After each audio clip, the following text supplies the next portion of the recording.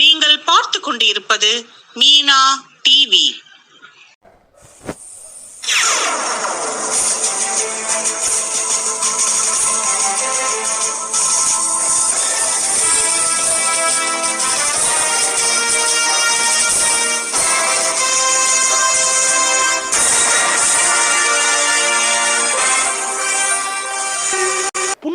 புண்டரீகன்னா தாமரை போன்ற கண்களை உடையவர்.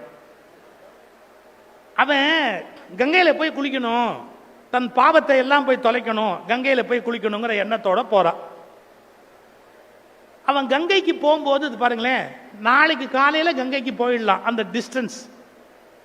அந்த டிஸ்டன்ஸ்ல ராத்திரி தூங்குறதுக்கு அந்த காலத்துல ஹோட்டல்லாம் கிடையாது. ஒரு முனிவருடைய ஆசிரமத்தில் திண்ணை இருந்தது. அதுல தங்கிக்கலாமான்னு கேட்டான். தாராளமா படுத்துக்கங்கப்பா. அவன் சொன்னா, நான் படுத்துட்டு காலையில் ஏஞ்சி கங்கையில போய் குளிச்சுட்டு நான் கிளம்பிடுவேன், படுத்துக்கோ அப்படின்ட்டாங்க. படுத்துட்டான். புது இடம், உனக்கு தூக்கம் வரல, அப்படியே படுத்திருந்தான். ராத்திரி ஒரு 2:30 மணி 3 மணி இருக்கும். கருன்னு என்னெல்லாமோ உடம்பெல்லாம் அழுக்கா அசிங்கமா ஒரு 3 பெண்கள் அங்கேருந்து உள்ள வந்து விறுவிறு அந்த ஆசிரமத்துக்குள்ள போய் கூட்டி பெருக்கி சுத்தம் பண்ணி வாசல்ல கொண்டாந்து தண்ணி தெளிச்சு எல்லா வேலையும் பண்ணாங்க. இவனுக்கு சுத்தமா முழிப்பு வந்துருச்சு. இப்படி பார்த்தா அந்த ஆசிரமத்துக்கு செய்ய வேண்டிய பணிகள் எல்லாம் ஒரு 2 மணி நேரம் அவங்க எல்லாம் செஞ்சு முடிச்சுட்டு வெளியே வரும்போது பார்த்தா இவனால் நம்பவே முடியல. ஏன் அவ்வளவு அழகா, அவ்வளவு அப்சர ஸ்திரீகளா, அவ்வளவு பிரமாதமான அழகோட அந்த 3 பெண்களும் வெளியே வராங்க. இவன் அவங்கள மறிச்சு கேட்டான், நீங்க யாருன்னு தெரிஞ்சுக்கலாமா?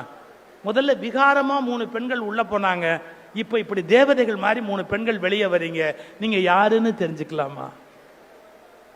சரி, நீ பார்த்துட்டே சொல்றோம், நான் தான் கங்கைன்னா, நான் தான் யமுனைன்னா, நான் தான் சரஸ்வதி.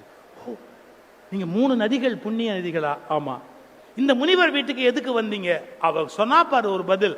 அதான் அவன் பாவத்தை கொண்டாந்து எங்க கிட்ட விட்டுறான். நாங்க கடவுள்கிட்ட போய் கேட்டோம், இதை எப்படி நாங்க போக்குறதுன்னு.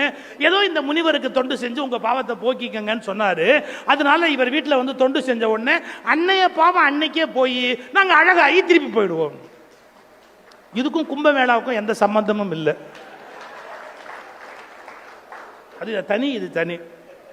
அது வேற கம்பார்ட்மெண்ட், இது வேற கம்பார்ட்மெண்ட். கொடுங்க. அப்படியே தகச்சுப்பான. அப்ப உள்ள இருக்கிற முனிவர் பேர் என்னன்னா குக்குட முனிவர்னு பேர். சந்தேகம் இருந்தா பக்த விஜய நூல் எடுத்து படிங்க. இன்னைய தேதி வரைக்கும் சார் ஒரு ஆதாரம் இல்லாமல் ஒரு வரி கூட நான் பேசியதாக வரலாறு கிடையாது. நானா ஒரு வார்த்தை கற்பனை பண்ணி பேச மாட்டேன். ஆதாரம் இல்லாம ஒரு வரி இல்லை. பக்த விஜய நூல் எடுத்து பாருங்க. உள்ள இருக்கிறவர் குக்குட முனிவர்னு பேரு. அப்படின்னா அவர் என்ன புண்ணியம் பண்ணி என்ன மந்திரம் ஜெபிச்சு என்ன பண்ணார்? ஒன்னும் பண்ணல. பின்ன என்ன பண்ணார்? அவங்க அப்பா அம்மாவுக்கு அவரு வச்சு காப்பாத்துறது. அவங்க அப்பா அம்மா ஆசீர்வாதம் பண்றாங்க, நல்லா இருப்பே அப்படின்னு. அந்த புண்ணியத்தை பண்ணதுனால அவருக்கு அவ்வளவு பெரிய புண்ணிய பலன். இவன் யோசிச்சான், அவங்க அப்பா அம்மாவை அனாதையா அங்க விட்டுட்டு இவன் கங்கையில போய் குளிச்சு புண்ணியம் தேடலான்ற எண்ணத்தோட வந்தான். நான் எவ்வளவு பெரிய அறிவு கட்டவன், எங்க அப்பா அம்மாவுக்கு வயசான காலத்துல தனியா அங்க தவிக்க விட்டுட்டு நான் முட்டாள்தனமா இங்க வந்து நான் புண்ணியம் தேடணும்னு வந்தேனே, எனக்கு கடவுள் புரிய வச்சுட்டாரு அப்படின்னு குடிசையை கும்பிட்டான், குக்குட முனிவரை கும்பிட்டான். நேரா புறப்பட்டு வீட்டுக்கு வந்து அப்பா அம்மாவுக்கு பணிவிட பண்ணான். அப்பா அம்மா தான் கடவுள், அப்பா அம்மா தான் கடவுள், அப்பா அம்மா தான் கடவுள்னு வாழ ஆரம்பிச்சு.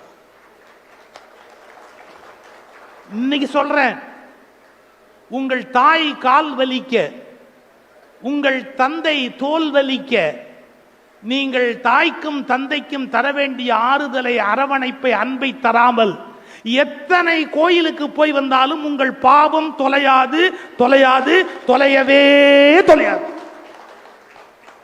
உங்கள் தாயையும் தந்தையையும் நோக நோக வைத்துவிட்டு நீங்கள் எத்தனை கோயிலுக்கு போனாலும் உங்களுக்கு வரம் கொடுக்கக்கூடிய கடவுள் உலகத்தில் இல்லை. எழுதி வச்சுங்க. நீ பெத்தவனுக்கு செய்ய வேண்டிய கடமையை செய்யாம நேரா கோயில்ல போய் சாமி கும்பிட்டு உண்டியல்ல 1 லட்சம் போட்டேன்னு சொன்னா உன்னை கடவுள் ஏற்றுக்கொள்ள தயாராக இல்லை. இந்த இடத்துல தான் நான் பக்தி யோகத்தோட என்னுடைய அந்த விவாதத்தை வைக்கிறேன். நீ செய்ய வேண்டிய கடமையை செய்யாம நான் சாமியை கும்பிட்டு பாவத்திலிருந்து நழுவிக்கிறேங்கிறியே, நடக்காது. நீ யாகங்கள் செய்வதன் மூலமோ தானங்கள் செய்வதன் மூலமோ வேறு எந்த வகையில் முயற்சி செய்வதன் மூலமோ உன் பாவத்தை தொலைக்க முடியாது, முடியாது, முடியவே முடியாது. அப்பா அம்மாவை மகிழ்ச்சியா வச்சிருக்கணும். இவனுக்கு அப்பதான் போறச்சு. ஆமா சார், கொஞ்சம் யோசிச்சு பாருங்க. நான் அப்பா அம்மா பையனுக்கு ஒட்டுண்ணி மாதிரி உட்காந்து சாப்பிடுங்கன்னு புத்தி சொல்லல. வயசாகிற வரைக்கும் அவங்க ஆக்டிவா இருப்பாங்க, எல்லா வேலையும் செய்வாங்க. கை கால் விழுந்துட்டதுக்கு அப்புறம், அவங்க சுமையானதுக்கு அப்புறம் அவங்களை யாராவது பார்த்தா தானே உண்டு. பார்க்க வேண்டாமா? அவங்களுக்கு நல்லது செய்ய வேண்டாமா?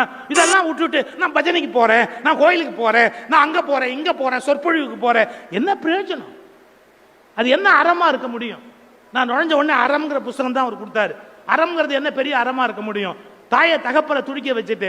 இதைத்தான் சார் நான் பேசினேன். இன்னைக்கு சாமியார் ஆசிரமத்தில் பிடெக் படிச்சவன் எம்டெக் படிச்சவன் மொட்டை அடிச்சு சாமியாரை கொண்டு போய் நிறுத்திக்கிட்டு அப்பனும் வேணாம் ஆத்தாளும் வேணாம் அவங்களை நாங்கள் கவனிக்க மாட்டோம்னு சொன்னா அவர்களால் முக்தி அடைய முடியாது என்பதை இந்த நூற்றாண்டில் நான் தெளிவாக அறிவிக்கிறேன். அவர்களை முக்தி அடைய செய்யக்கூடிய சக்தி அந்த குருமார்களுக்கு கிடையாது என்பதையும் நான் பிரகடனப்படுத்துகிறேன்.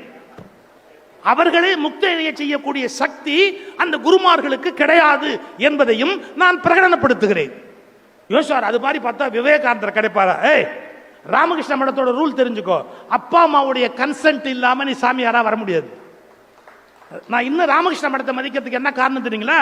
Without consent of your father and mother you cannot enter into Ramakrishna மட்.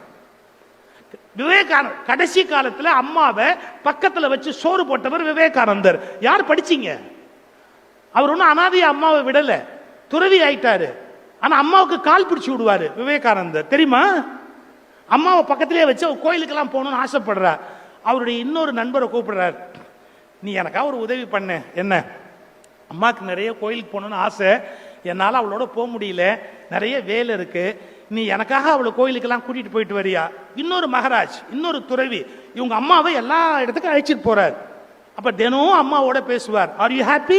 நீ நல்லா இருக்கியா, சந்தோஷமா இருக்கியா கேட்பார். என்னமோ விவேகானந்தர் சாமியாரை போயிட்டோன்னா அம்மா அப்பா எல்லாரையும் அத்திட்டு போயிட்டான்னு நினைக்கிறான். கிடையாது. அம்மா மீது செய்ய வேண்டிய கடமைகளை துறவுக்கு பிறகும் விவேகானந்தர் செய்திருக்கிறார் என்ற வரலாறு தெரியாத மூடர்கள் விவேகானந்தரை மேற்கோளாக காட்டுகிறார்கள். படிக்கணும், புத்தகத்தை எடுத்து படிக்கணும். இறுதி காலத்தில் தன்னுடைய தாயாரை விவேகானந்தர் பேணி பாதுகாத்தார். எவ்வளவு முக்கியம் இதெல்லாம் தெரியலையே. அப்பா அம்மாவை அனாதையா விட்டுட்டு போய் இவங்க முக்திக்கு போறாங்களா, அப்படியே முக்தியை போய் அடைய போறாங்களா? இது தவறுன்னு நான் கண்டிக்கிறேன். எனக்கு நீ வேலை போயிட்ட, காசு வாங்கிட்ட, எவங்கிட்டே காசு வாங்கிட்டு பேசுற, என்ன எத்தனை எவ்வளவு வேணா நீ குற்றம் சொல்லு, அதனாலலாம் எனக்கு ஒன்றும் ஆக போறதே இல்லை. சரி, அதை விடுங்க, நம்ம கதைக்கு வருவோம். இவன் வீட்டுக்கு வந்தான், அப்பா அம்மாவுக்கு பணிவிட பண்ண ஆரம்பிச்சான்.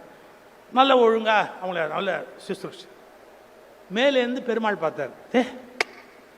என்னம்மா அப்பா அம்மாவை கவனிக்கிறா, இந்த பயலை நம்ம நேராக போய் பார்த்து ஒரு பாராட்டு கொடுத்துட்டு வந்துடுவோம், அப்ரிசியேஷன் அப்படின்னு மேலேருந்து பெருமாள் வந்தார். இவன் உள்ள அப்பா அம்மாவுக்கு கால் பிடிச்சி விட்டுக்கிட்டு இருக்கிறான். அந்த குடிசைக்கு வெளியே நின்றுக்கிட்டு, புண்டரீகா வெளியில வா அப்படின்னு கூப்பிட்டான். இவன் உள்ள இருந்தான். யாரு கூப்பிடுறது அப்படின்னா, நான் தான் பாண்டுரங்கர், பெருமாள் வந்திருக்கிறேன், உன்னுடைய சேவையை பாராட்டி உனக்கு நான் பாராட்டு சொல்றதுக்காக வந்திருக்கிறேன். ஒரு நிமிஷம் சார், அவன் கொடுத்த ஆர்குமெண்ட் பாருங்க. நான் எந்த செயல் செய்கிறேன் என்பதற்காக நீ வந்தாயோ அந்த செயலை நிறுத்திவிட்டு உன்னை வந்து எப்படி பார்ப்பது? இந்த செயல் செய்யாமல் இருந்திருந்தால் நீ வந்திருப்பாயா? எந்த செயல்தானே உன்னை வரவழைத்தது? இந்த செயல் உன்னை வரவழைத்தது என்றால் இந்த செயலை விட்டுவிட்டு நான் உன்னை வந்து பார்ப்பது இந்த செயலுக்கு எதிரான வினை அல்லவா? என்னால் முடியாது, என் தாய் தகப்பன் உறங்கட்டும், அதன் பிறகு வருகிறேன். வெளியிலேருந்து பெருமாள் சொன்னாராம், கால் வலிக்குதுடா, நான் எவ்வளவு நேரம் நிற்பேன். ஒரு செங்க கட்டி, அந்த காலத்து தலகாணி எல்லாம் வீட்டில் கிடையாது, ஒரு செங்க கட்டி எடுத்து அப்படி தூக்கி வாசல்ல போட்டு, இதுல வேணா உட்காரு அப்படின்னு செங்க கட்டியை தூக்கி அப்படி வாசல்ல போட்டாராம். ரெண்டு கையை இடுப்புல வச்சுக்கிட்டு பாண்டுரங்கர் அந்த செங்கக்கட்டி மேல நின்றதுதான் பண்டரிபுரத்தினுடைய தலவரலாறு. பண்டரிபுரம்ங்கிறது அப்படி வந்தது.